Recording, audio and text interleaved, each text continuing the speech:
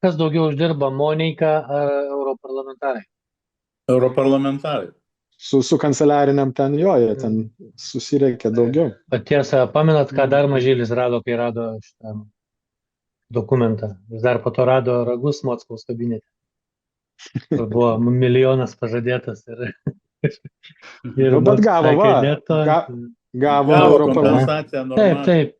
Išdėliota į milijoną. Klausykit, Jo, ir aš noriu šita yra daug geriau, nes jinai tokia pastovi dar ir pensijos Ir, tenai ir, krenta. ir jo, jis antrą kadenciją varo, tai ten kosminę pensiją gaus. Na. Tai dar geriau Aš negu noriu- laimėti milijoną yra būti Aišku geriau, europarlamentu. aišku Nu. geriau.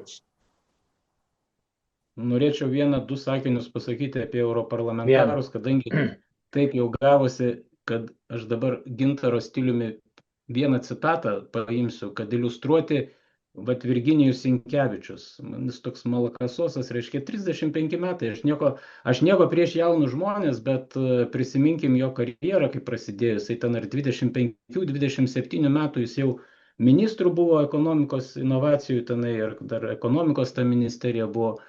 Nu, viskas gerai, kaip pasakyti, žmogus, bet tai studijavo ten, aišku, stažavosi Jungtinėse valstijose, Lietuvos ambasadoje Vašingtone stažavosi, nu, kaip ir viskas savo vietose, sakykime, bet vat europarlamentaras ir dabar koks yra mūsų europarlamentaro supratimas, čia biškutį tema yra kita, čia apie, reiškia, Italija ir Prancūzija siūlo Europai pradėti tiesioginės derybas su Rusija.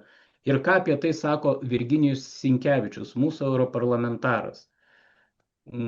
Reiškia, jisai sako, jo teigimu Rusijos siekiai nepasikeitė nuo karo pradžios. Sinkevičius apgailestauja, kad Jungtinės valstijos nepaiso to, jog Rusija užpuolė Ukrainą ir nesiekia tikro teisingumo.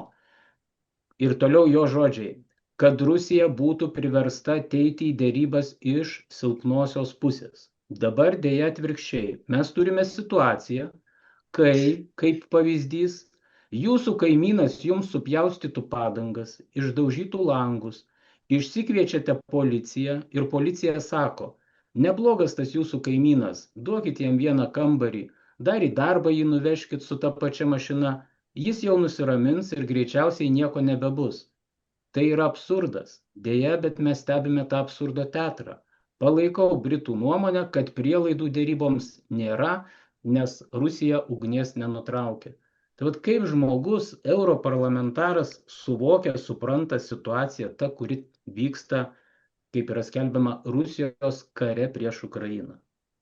Vat jo pateiktas pavyzdys, nu jis man visiško, nu man atsiprašau pasakyti, visiško debilo, reiškia, pasisakymas, čia jisai interviu duoda Delfi naujienų, reiškia, portalui. Tai gali duoti tokiam. Tai jie ten, nu, vat, būtent didžioji dauguma Europarlamente, vat, būtent tokia ir yra. Tai čia, nu, jisai dar, kaip sakai, galima nurašyti, kad jaunas, bet tas pats Suomijos prezidentas, o šiandien irgi per interviu jisai pasakė, kad Ukraina nugalės šitą karą. Jinai laimės šitą karą. Nu, tai apie ką mes kalbam? Ir jisai yra paskirtas visos Europos vardu atstovauti Europoje darybose su Putinu, su Kremliu.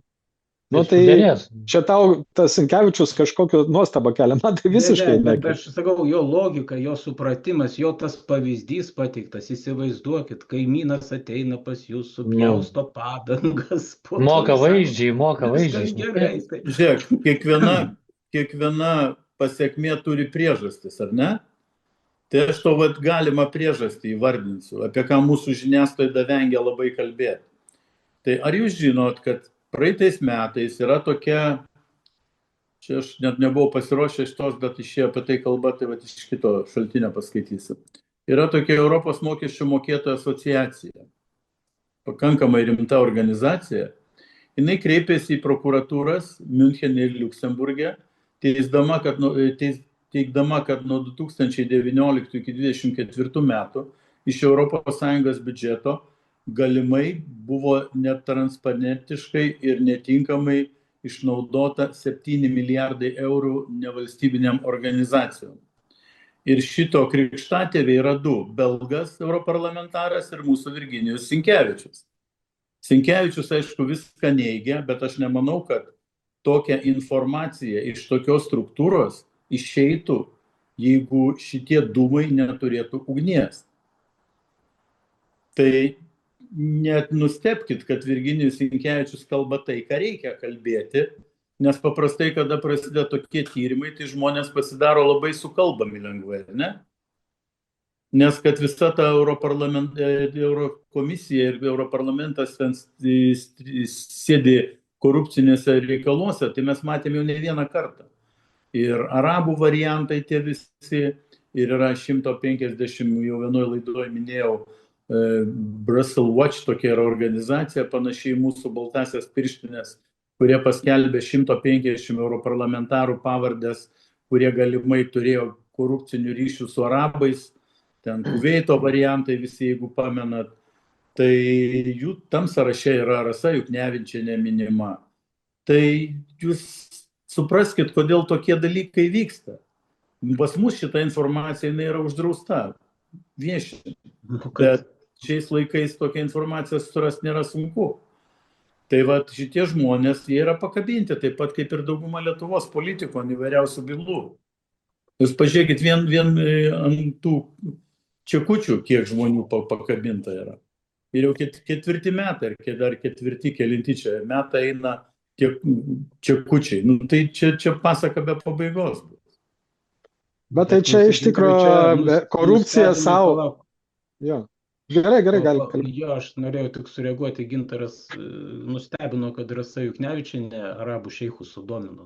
Čia tikrai toks. Tai čia iš tų laikų, kai dar įdomus posūkis, kažkas su šeichais negerai pasidarė. Seną brošiūrą gavo tą darimą iš Maskvos. Reikia suprasti, kad čia nėra kažkoks ikiteisminis tyrimas ar ką, bet tai yra vieša informacija, kurią nesunku susirasti yra. Tai tiesiog sakau, pas mus apie tai nekalbama.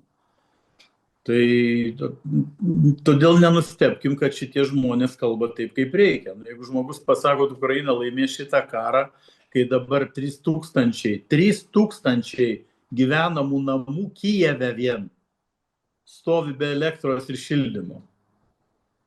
Kur dar visai nesenai Kijevas džiaugiasi, kad barai veikia, restoranai veikia, visas kitas.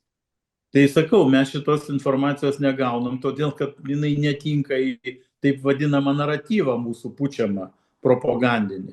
Bet ten situacija yra labai bloga. Ir Charkove, ir Zaporožėje, visur yra labai blogai. Tai va, ir jūs dar norit su Putinu šnekėtis gerai. Ir šiandien beje mačiau video tokį ukrainiečių kanale, kur į parlamentą tie kariškiai, jau jie rėkia ant tų parlamentarų savo. Jiegi puikiai žino, kad tie visi 100 milijonų bairiai yra ten, Timošenko dabar va šiandien teismas vyko, kurią už tą, kaip čia, užstatą nori paleisti jo. Nu tai ten cirkai vyksta visiškai. Pažiūrėkit, kokius žmonės ten stato Zelenskis dabar, ne mūsų Zelenskis, Ukrainos Zelenskis, į pareigas. Visus saviškius dabar susistatė. Tai prieš tai nesaviškiai buvo. Nu, prieš tai gal matyt buvo kažkurie nesaviškiai. Jo, buvo nesaviškiai. Ne, tai anksčiau buvo skirtingos grupuotės, dabar uzurpuota valdžia. Rotuoja. Dabar pažiūrėkit, paskyrė, dabar apie Ukrainą biškį čia, žinai, nuskrypom, bet paskyrė naują gynybos ministrą. Pirmas jo pareiškimas. 2 milijonus reikia dabar į armiją pasikviesti žmonių. Nu, kas eis dabar į tą armiją ten kariauti? Ir kitas dalykas, labai man patiko, yra įsikeltas tikslas ne ten kažkokią tai atkovoti žemės ar dar kažką, bet nužudyti 50 000 rusų į mėnesį. Per mėnesį, jo. Tai... Nes jisai paskaičiavo, kad rusų jie prikviečia 40 000 kas mėnesį naujų kareivių, tai reikia nužudyti 50. Tai šitaip jie silpnina rusų armiją. Nu, aš nesuprantu, kuo reikia būti, jau čia ne kokiu. Čia kuo reikia būti, kad šitokia aritmetika vest. Nu, tai va tokie ir tinka į ministrus. Labai. Nu, iki paskutinio eisgi, iki paskutinio. Tikslai turi būti atitinkami.